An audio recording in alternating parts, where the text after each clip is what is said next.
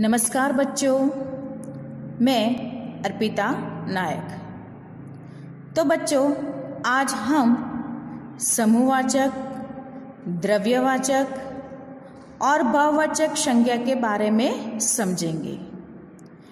किंतु उससे पहले हम पार्ट 1 में जो सीखा था संज्ञा की परिभाषा और उनके दो भेद व्यक्तिवाचक और जातिवाचक संज्ञा को वापस एक बार समझेंगे।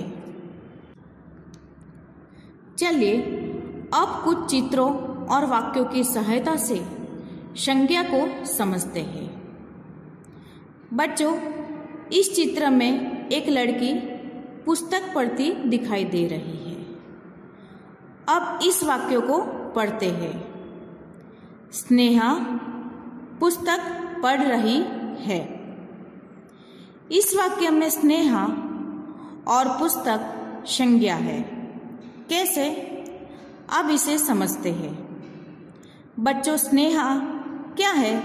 एक लड़की, मतलब एक व्यक्ति और व्यक्ति के नाम को संज्ञा कहते हैं, इसलिए स्नेहा संज्ञा है। अब बात करते हैं पुस्तक की। पुस्तक क्या है? एक वस्तु, और ये तो आप जानते ही हैं कि वस्तु का नाम भी संज्ञा होता है, इसीलिए पुस्तक भी संज्ञा है। चलो कुछ और उदाहरण लेते हैं।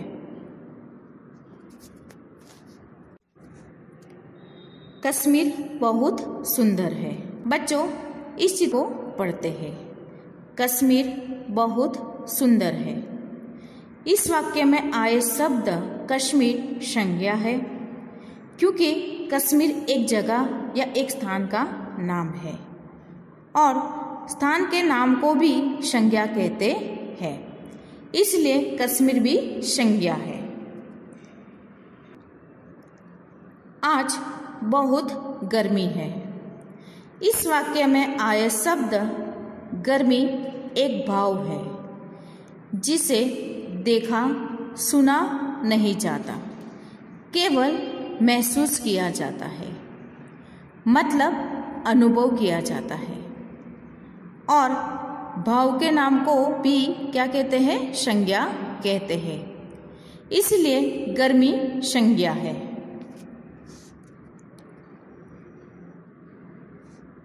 चिड़िया चहचहा रही है।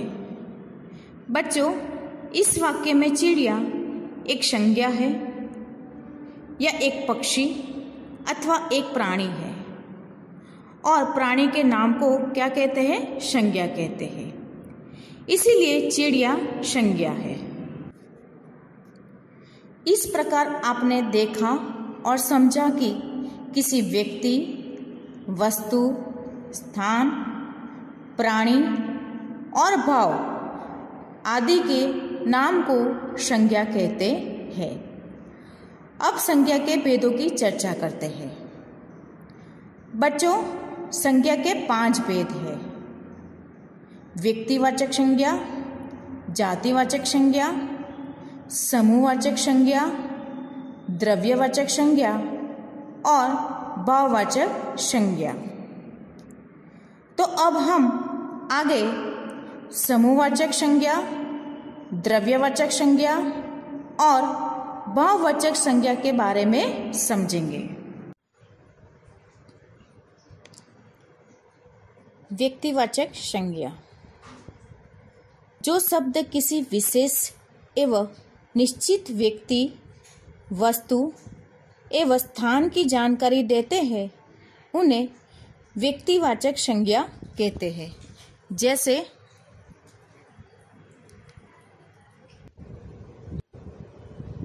जैसे सचिन तेंदुलकर एक विशेष व्यक्ति है।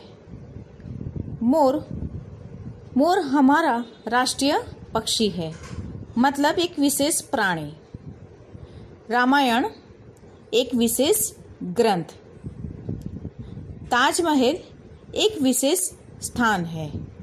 ये सब व्यक्तिवाचक संज्ञा है। जातिवाचक संज्ञा। बच्चों, जिन शब्दों से एक ही प्रकार के प्राणियों, वस्तुओं तथा स्थानों के नाम का बोध होता है वे जातिवाचक संज्ञा कहलाती है। जैसे कार। कार छोटी बड़ी देसी विदेशी सभी कारों का बोध होता है। तथा नगर। नगर के देश कहने से सभी नगरों और सभी देशों का बोध होता है। इसीलिए सभी पक्षी, कार, नगर या देश सभी शब्दों को जातिवाचक संज्ञा के है। द्रव्यवाचक संज्ञा।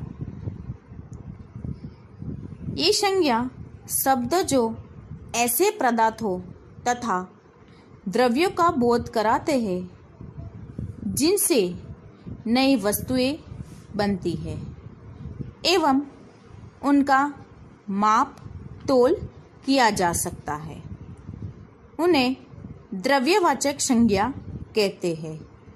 जैसे सोना, चांदी, मिट्टी, लोहा, तांबा, लकड़ी, दूध और पीतल आदि। समूहवाचक संज्ञा। ऐसे शब्द जो किसी समूह या समुदाय का बोध करवाते हैं उन्हें समूहवाचक संज्ञा कहते हैं। जैसे कक्षा, परिवार, सेना, जनता, अस्पताल, मंदिर आदि। समूहवाचक के शब्द के प्रयोग सुनिश्चित होते हैं, उनको बदला नहीं जा सकता। जैसे पर्वतों की श्रृंखला, नक्षत्रों का मंडल, तारों का पुंज, कागज का दस्ता, सैनिकों का जत्था, चोरों का गिरोह, गायकों की मंडली, कर्मचारी या मजदूरों का संघ। भाववाचक संज्ञा। जिन संज्ञा शब्दों से किसी व्यक्ति या वस्तु के गुण, दोष, दशा, अवस्था, धर्म आदि का बोध होता है उन्हें भाववाचक संज्ञा कहते हैं। जैसे दया, शांति, प्रेम, अच्छाई, धैर्य, बुढ़ापा, सफलता, सुंदर, बहुमूल्य आदि। भाववाचक संज्ञा में उन गुणों का बोध होता है जिसका अनुभव हमारा मन और हृदय करता है, किंतु हम उन्हें ना देख सकते हैं ना ही स्पर्श कर सकते हैं। जैसे क्रोध, मिठास, आक्रोश, शत्रुता, मित्रता आदि। तो बच्चों, आज हमने संज्ञा की परिभाषा और उनके भेद के बारे में चर्चा की। अब आपको हिंदी की नोटबुक में संज्ञा की परिभाषा और उनके भेद के बारे में लिखना है। Thank you.